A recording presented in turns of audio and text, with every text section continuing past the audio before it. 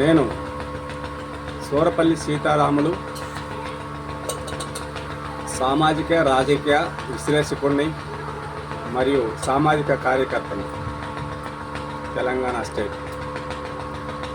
ఈ ముఖ్యంగా ఇప్పుడు నేను మాట్లాడాల్సిన అవసరం ఏమిటి అంటే, ఏపీలో రాజకీయాలు మరీ ఒక పార్టీ వల్ల అస్తవ్యస్తంగా తయారైంది.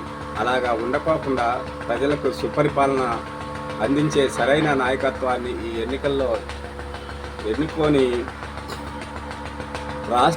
మీ రాష్ట్ర అభివృద్ధికి మీరే బాటలు వేసుకోవాల్సిన బాధ్యత మీరుంది అని తెలియజేయటం కోసం నేను ఈ వీడియో చూస్తున్నాను. ఏమంటే 45 సంవత్సరాల సుదీర్ఘ అనుభవం కలిగినటువంటి శ్రీ నారా చంద్రబాబు నాయుడు, అభివృద్ధి అంటే చంద్రబాబు, ఉపాధి కల్పన అంటే చంద్రబాబు నాయుడు, సుపరిపాలనకు దార్శనికుడు అంటే చంద్రబాబు నాయుడు. మరి అటువంటి చంద్రబాబు నాయుడిని పోయినసారి ఆంధ్రప్రదేశ్లో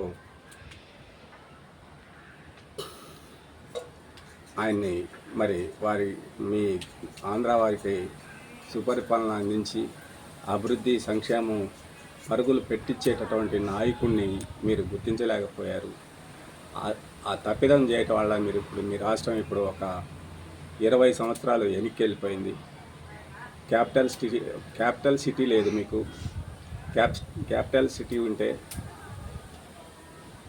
ఖచ్చితంగా ఉపాధి అవకాశాలు యువతకు పెరిగి రాష్ట్రం సుభిక్షంగా ఉండేది.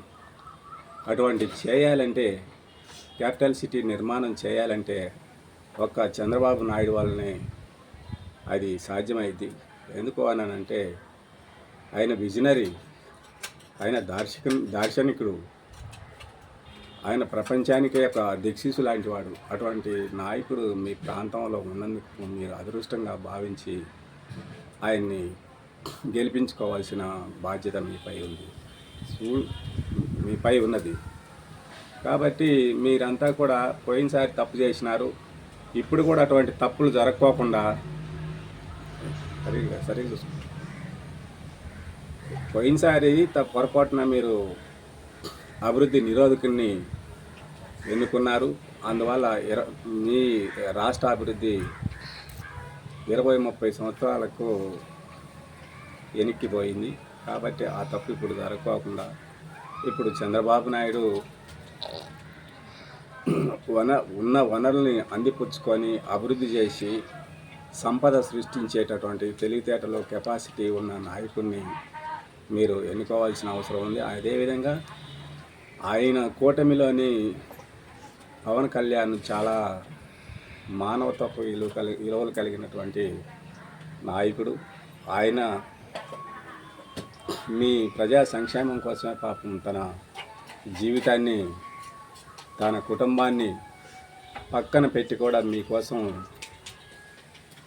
అనేక 10 సంవత్సరాల నుండి అనేక సమస్యలను ఎదుర్కొంటూ తన భార్యల గురించి, తన కుటుంబం గురించి బుద్ధి లేని రాజకీయ నాయకుడు విమర్శిస్తుంటే వాటిని భరిస్తూ కూడా పాపం మంచి వ్యక్తి అయినటువంటి పవన్ కళ్యాణ్ మీకోసం మరి చంద్రబాబు నాయుడు సుదీర్ఘ అనుభవం ఈ రాష్ట్రానికి అవసరం. క్యాపిటల్ సిటీ లేదు, పోలవరం వెనకబడిపోయింది, పోలవరం కట్టుకోవాలి, రాష్ట్రం సుభిక్షంగా ఉండాలంటే చంద్రబాబు నాయుడు నాయకత్వంలోనే అది సాధ్యమని గుర్తించి మరి ఆయన బేషరతుగా తెలుగుదేశం పార్టీకి అలయన్స్ కోసం బేషరతుగా సపోర్ట్ చేసి మరి దాని నిమిత్తమై వాళ్ళ నాయకత్వంలో చంద్రబాబు నాయుడు, పవన్ కళ్యాణ్, బీజేపీ నాయకత్వంలో కూటమి ప్రభుత్వం రావాలని, అలా రావటం వలన రాష్ట్రం దేశంలోని ఒక నంబర్ 1గా తీర్చిదిద్దాలంటే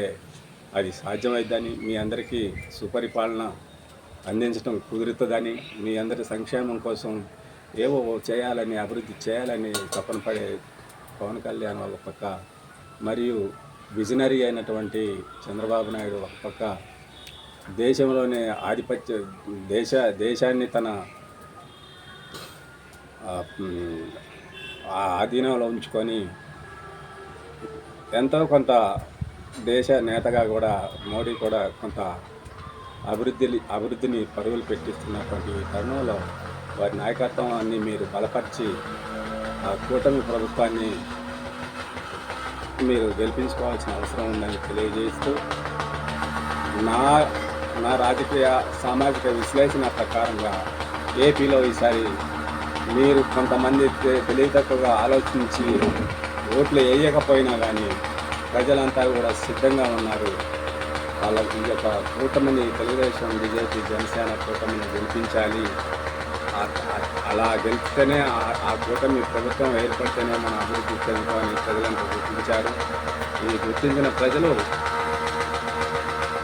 ఆంధ్రాలో 19 సీట్లలో జనసేనని గెలిపించబోతున్నారు. అదేవిధంగా 130 నియోజకవర్గాల్లో తెలుగుదేశం పార్టీని గెలిపించబోతున్నారు.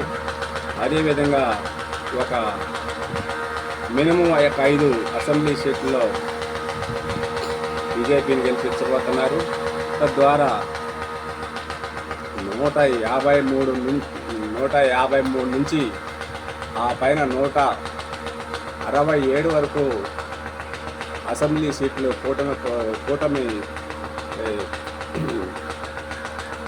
కూటమి భాగస్వామ్య పక్షాలందరికీ కలిపి వచ్చి ప్రభుత్వం ఘనంగా మీ సంక్షేమం కోసం కృషి చేస్తుందని మేము నాలాంటి వాళ్ళమే నమ్ముతున్నాం. పక్క రాష్ట్రాలలో క్యాపిటల్ సిటీ లేకుండా అభివృద్ధి అనేది ఎట్లా జరుగుతుంది?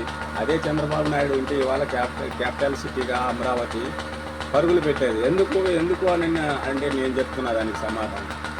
చంద్రబాబు నాయుడికి దేశంలో అధికారంలో ఎవడున్నప్పుడు కూడా, ఏ ప్రభుత్వం ఉన్నప్పుడు కూడా దేశంలో నాయకులందరూ ఆయనకి తన అనుభవంలో పరిచయస్తులు ఉండటం వలన ఆయన ఆ పరిచయాల్ని ఉపయోగించుకొని దాదాపుగా కేంద్ర క్యాబినెట్లో ఒక 90 పోర్ట్ఫోలియోలు మంత్రిత్వ శాఖలు ఉంటాయి. వారందరితో ఆ శాఖల నుంచి ఒక్కొక్క ప్రాజెక్టు కూడా ఈ రాజధానిలో ఒక ప్రాజెక్టు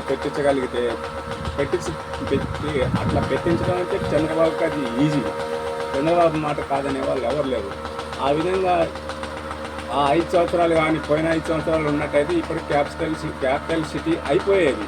మీరు చాలా చక్కగా యువతకు ఉద్యోగాలు వచ్చాయి. అంతేవిధంగా అభివృద్ధితో పాటు సంక్షేమం అన్ని రంగాల్లో చేసేవాడు. ఇవాళ మీ రాష్ట్రంలో కనీసం ప్రజా రవాణా వ్యవస్థ సరిగా లేకపోవటం వల్ల, రోడ్లు సరిగా బాగుగా లేకపోవటం వల్ల, ఆ ప్రజా రవాణా వ్యవస్థ సరిగా ఉంటేనే, అనుసంధానం సరిగా ఉంటేనే పరిపాలన బాగుండి అన్ని రకాల సౌకర్యాలు ఏర్పడి మీకు ప్రభుత్వం అభివృద్ధి పదంలో ముందుకు పోయే పరిస్థితిని జగన్కి ఓటేయటం ద్వారా మీరు పోగొట్టుకున్నారు. ఇప్పుడు కూడా అట్లా చేసి పోగొట్టుకోకండి. అనేక మాటలు చెప్తారు.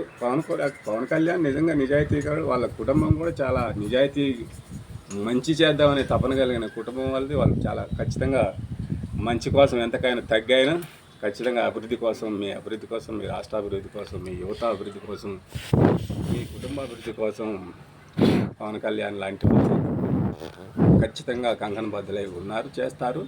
వాళ్ళ కుటుంబాన్ని మీరు గెలిపించాల్సిన బాధ్యత మీ అందరిపై ఉందని తెలియజేస్తూ, ఇక జగన్మోహన్ రెడ్డి వ్యవహారం అంటారా, ఆయన్ని సైకో పిచ్చాడు అది అంటుంటే మేము కొంత అది చూడనట్టుగా అనిపించింది. కానీ ఆయన చర్యల ద్వారా ఇప్పుడు అది నిరూపితమవుతున్నట్టుగా కనపడుతుంది. సొంత చెల్లెల్ని చీరల మీద విమర్శలు చేస్తూ ఆమె పోయి ఆయన చంద్రబాబు నాయుడు గారి దగ్గర సాగిలా పడి వంగిందని ఏం మాటలు, సొంత చెల్లెల్ని అంటారా? నువ్వు ప్రతి ఎలక్షన్ ముందు సింపతి కోసం, సింపతి ఓటు రావాలనే దానికోసం ఎంతకైనా దిగజారి, పోయినసారి వివేకానంద గారి విషయంలో ఏం జరిగింది, ఇప్పుడు విజయమ్మ గారు విదేశాల్లోకి ఎందుకు వెళ్ళారు, ఆ సింపతి కోసం ఆయన ఏమైనా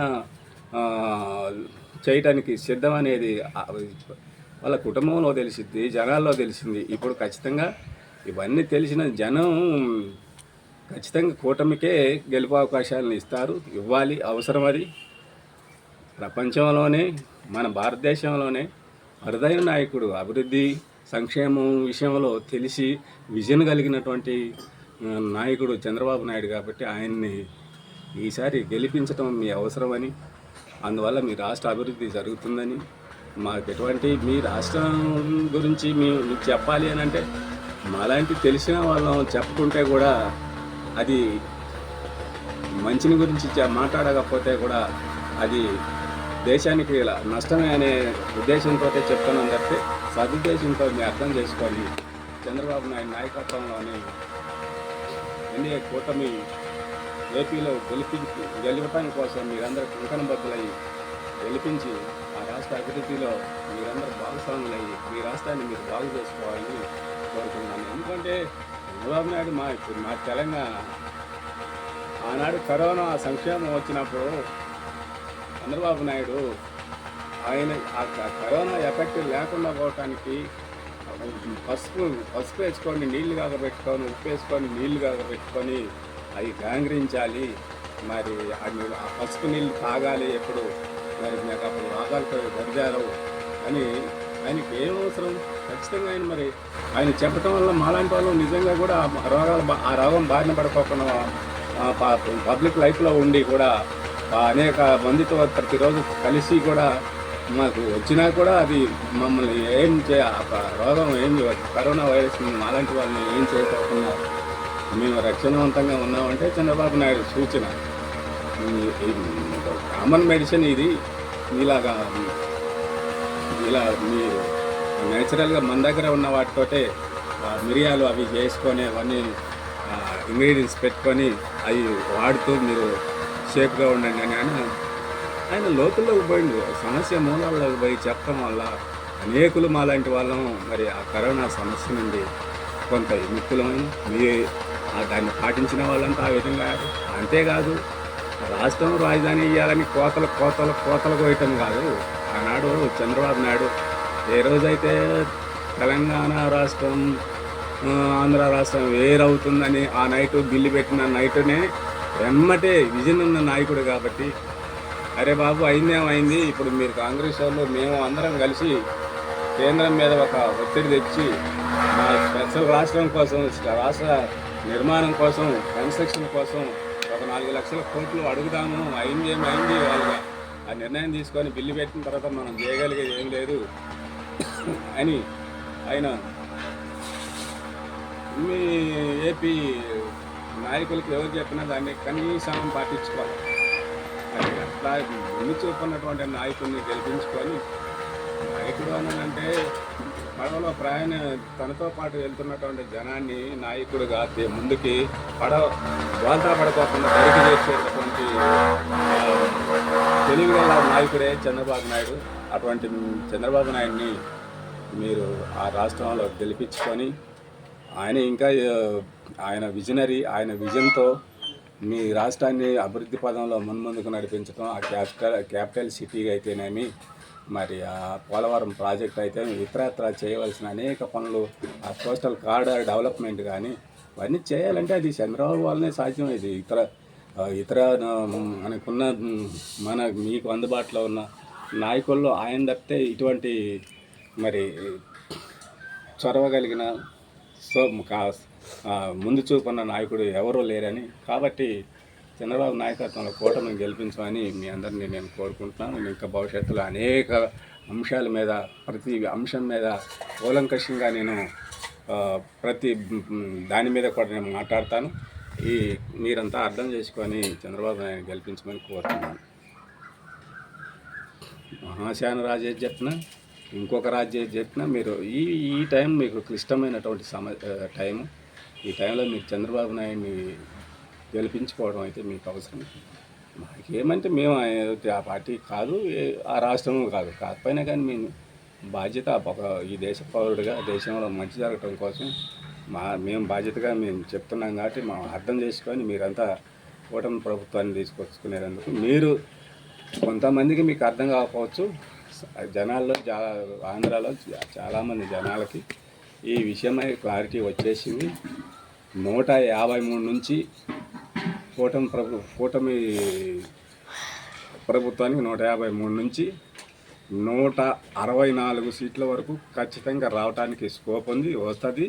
ఇంకా మీరంతా కూడా ఇంకా బలోపేతం చేసి కూటమిని గట్టిగా సపోర్ట్ చేసి గెలిపించుకుంటే మీకు ఇంకా ఎంపీ సీట్లు కావచ్చు, ఎమ్మెల్యే సీట్లు కానీ అన్నీ పటిష్టవంతంగా ప్రభుత్వం అంటే ఏవైనా చేసే సత్తా దమ్మున్న నాయకుడు చంద్రబాబు నాయుడు, అంతే కట్టుబడి ఉన్నటువంటి నాయకుడు పవన్ కళ్యాణ్. వీళ్ళ నాయకత్వాన్ని మీరు తీసుకోవచ్చుకోవటం ఎంతైనా అవసరమని నేను తెలియజేస్తూ ముగిస్తున్నాను. జై తెలంగాణ.